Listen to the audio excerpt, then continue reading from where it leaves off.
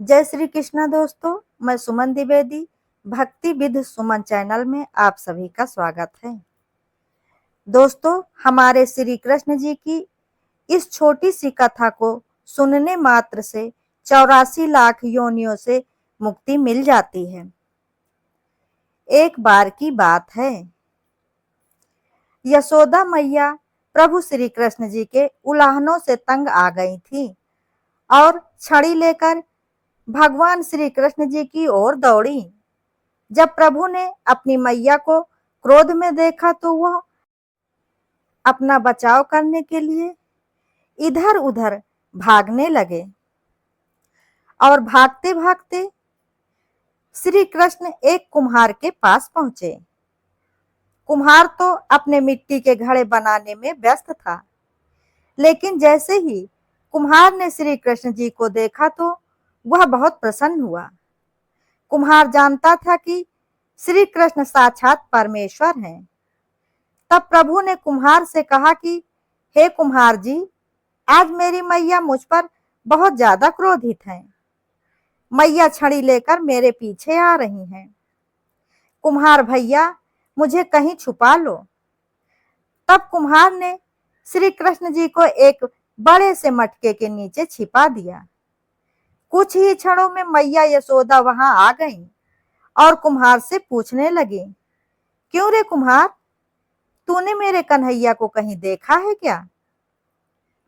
कुम्हार ने कह दिया, नहीं मैया, मैंने कन्हैया को नहीं देखा। श्री कृष्ण ये सारी बातें सुन रहे थे। बड़े से घड़े के नीचे छुपकर ध्यान से मैया और कुम्हार की बातें सुन रहे थे। मैया तो वहां से चली गईं। अब प्रभु श्री कृष्ण जी मुस्कुराकर कुम्हार से कहते हैं, हे कुम्हार भैया, यदि मैया चली गई तो मुझे इस घड़े से बाहर निकालो। तब कुम्हार बोला, ऐसे नहीं प्रभु जी, पहले मुझे 84 लाख योनियों के बंधन से मुक्त कराने का वचन दो। तब भगवान श्री कृष्ण जी मुस्कुराए और बोले कि ठीक है, मैं तुम्हें 84 लाख योनियों से मुक्त कराने का वचन देता हूँ। अब तो मुझे बाहर निकाल दो कुम्हार भैया। कुम्हार कहने लगा, मुझे अकेले नहीं प्रभु जी, मेरे पूरे परिवार के सभी लोगों को भी 84 लाख योनियों के बंधन से मुक्त करने का वचन दोगे, तब मैं आपको इस घड़े से बाहर निकालूंगा। प्रभु जी कहते हैं, चलो ठीक है, उनको भी 84 लाख योनियों के बंधन से मुक्त होने का मैं वचन देता हूँ। अब तो मुझे घड़े से बाहर निकाल दो। अब कुम्हार कहता है, बस प्रभु जी, एक विनती और है, उसे भी पूरा करने का वचन दे दो तो मैं आपको घड़े से बाहर निकाल दूंगा। तब भगवान श्री कृष्ण जी बोले, वो भी बता दो, क्या कहना चाहते हो? कुम्हार कहने लगा, हे प्रभु जी, जिस घड़े के नीचे आप छुपे हैं उसकी मिट्टी मेरे बैलों के ऊपर लाद के लाई गई है। मेरे इन बैलों को भी 84 लाख योनियों के बंधन से मुक्त करने का वचन दे दीजिए।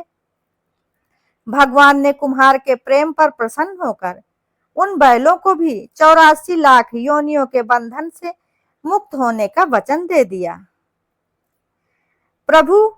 तब प्रभु बोले, अब तो तुम्हारी सभी इच्छाएं पूरी हो गई हैं, अब तो मुझे घड़े से बाहर निकाल दो। तब कुम्हार कहता है, अभी नहीं प्रभु, भगवान, बस एक अंतिम इच्छा और है, उसे भी पूरा कर दीजिए। और वो है, जो भी प्राणी हम दोनों के बीच इस संवाद को सुनेगा उसे भी आप 84 लाख योनियों के बंधन से अवश्य मुक्त करोगे। बस ये वचन दे दो तो मैं आपको इस घड़े से बाहर निकाल दूंगा।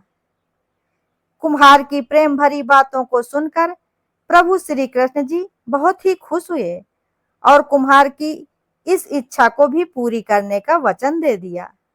फिर कुम्हार ने बाल रूप श्री कृष्ण जी को घड़े से बाहर निकाल दिया, उनके चरणों में संकाट प्रणाम किया, प्रभु जी के चरण धोए और चरणामृत पिया।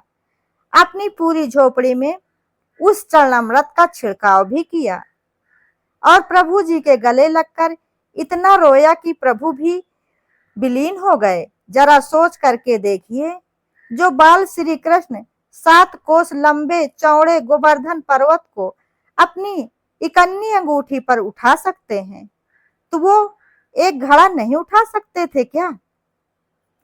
लेकिन बिना प्रेम रीझे नहीं हमारे नटवर नंद किशोर। कोई कितने भी यज्ञ क्यों न करा ले, अनुष्ठान करे, कितना भी दान करे, चाहे कितनी भी भक्ति करे, लेकिन जब तक प्राणी के मन में भगवान श्री कृष्ण जी के लिए प्रेम नहीं उमड़ेगा, प्रेम मात्र नहीं होगा, प्रभु श्री कृष्ण जी उसे कभी भी नहीं मिल पाएंगे।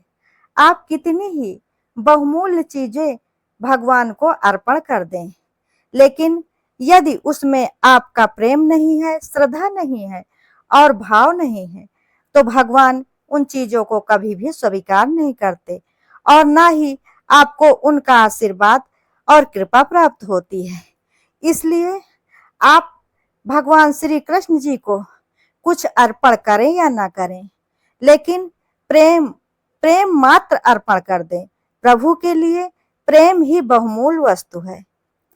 दोस्तों, यदि आप लोगों को यह छोटी सी कहानी पसंद आई हो तो वीडियो को लाइक, शेयर, कमेंट जरूर करें और ऐसे ही ज्ञानवर्धक और धार्मिक जानकारियों एवं कथा कहानियों के लिए चैनल को सब्सक्राइब करें। धन्यवाद।